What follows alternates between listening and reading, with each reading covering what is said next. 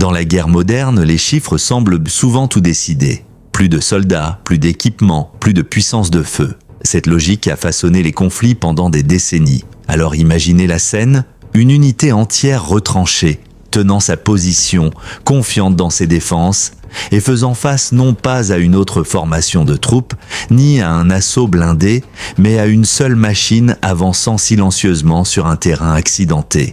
Aucun avertissement, aucun spectacle, juste le silence, suivi d'un basculement soudain de l'équilibre sur le champ de bataille. À première vue, l'issue semble évidente. Un robot, face à une unité complète de soldats, ne devrait jamais tourner à l'avantage de la machine. Des pertes peuvent survenir, certaines positions peuvent être perturbées, mais le contrôle devrait rester intact.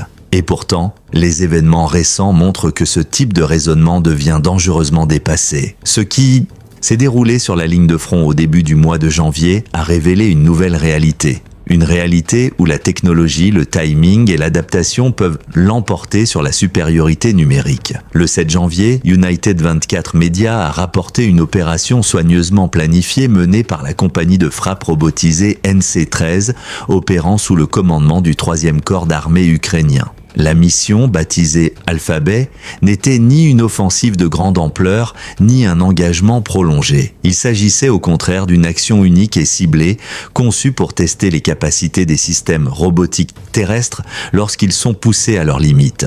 Le plan était simple dans son principe, mais complexe dans son exécution. Un seul véhicule terrestre sans pilote a été chargé de mines anti-chars et envoyé vers une position fortifiée. La distance parcourue était déjà remarquable, environ 20 km de terrain, irrégulier, semé d'obstacles naturels et marqué par un risque constant de détection. En chemin, le robot a fait face à plusieurs tentatives de neutralisation à l'aide de systèmes FPV, mais il a continué sa progression. Silencieusement, méthodiquement. Ce qui rendait cette avancée particulièrement notable n'était pas seulement la distance parcourue, mais aussi la charge transportée. Le robot emportait 12 mines lourdes, chacune conçue à l'origine pour des véhicules blindés, et non pour des positions d'infanterie. Traditionnellement, ce type de mine est enterré et laissé en attente du passage de chars. Ici, elles ont été livrées directement au cœur d'une zone défendue, un usage inattendu qui a profondément modifié la fonction même de l'arme.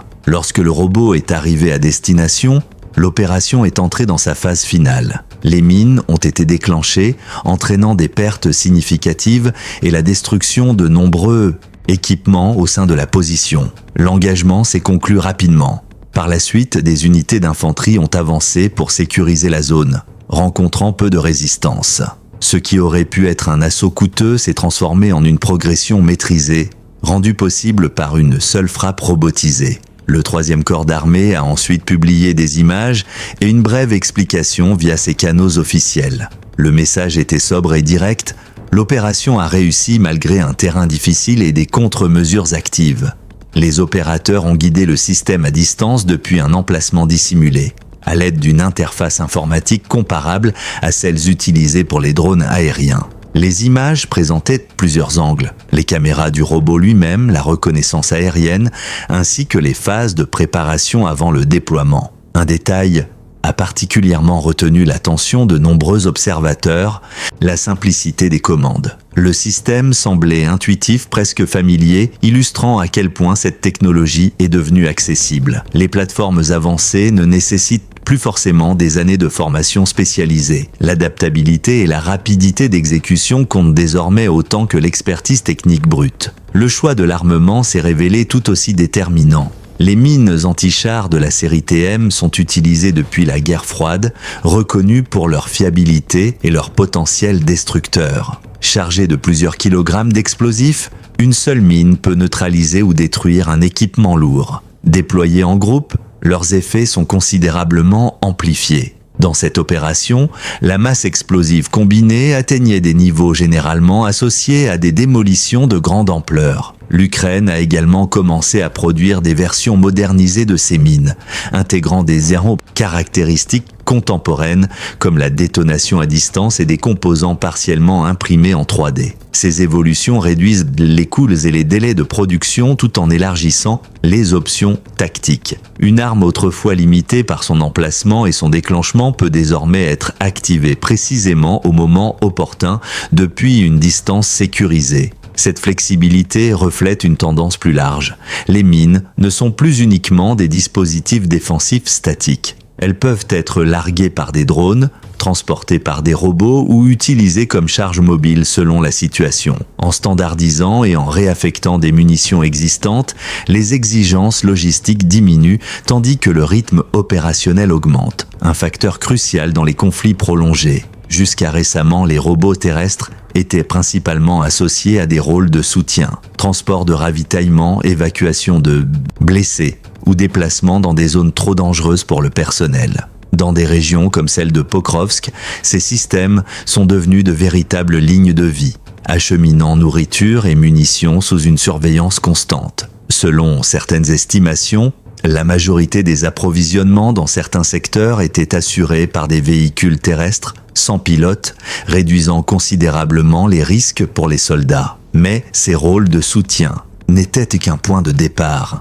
À mesure que la technologie a mûri, ces plateformes ont évolué. Des modèles chenillés, à roues et même quadrupèdes ont fait leur apparition, chacun adapté à des terrains et des missions spécifiques. Leur silhouette basse et leur déplacement discret les rendent difficiles à détecter, ce qui les rend particulièrement efficaces pour la reconnaissance et la collecte de renseignements. Certains peuvent rester dissimulés pendant de longues périodes, observant les mouvements adverses sans attirer l'attention. La militarisation a constitué l'étape suivante. Dans un cas documenté, un robot terrestre a contribué à maintenir une brèche défensive pendant plusieurs semaines, agissant comme une plateforme de tir mobile. Des modifications ultérieures lui ont permis d'emporter des systèmes plus lourds, élargissant encore son rôle au combat. L'intégration avec des drones aériens a renforcé la coordination, créant des réseaux de surveillance et de réponse à plusieurs niveaux sur l'ensemble du champ de bataille. L'opération de janvier a démontré jusqu'où cette évolution est allée. Un seul robot a accompli ce qui nécessitait autrefois une force d'assaut conséquente, non pas par la force brute, mais grâce à la planification, à l'effet de surprise et à la précision. Le 3e corps d'armée a qualifié cette action d'illustration d'une nouvelle réalité de la guerre où les machines prennent de plus en plus en charge des missions autrefois réservées aux humains. Les chiffres de production confirment cette dynamique. Des milliers de véhicules terrestres sans pilote ont été livrés au cours de l'année écoulée, avec des plans visant à augmenter encore ce volume.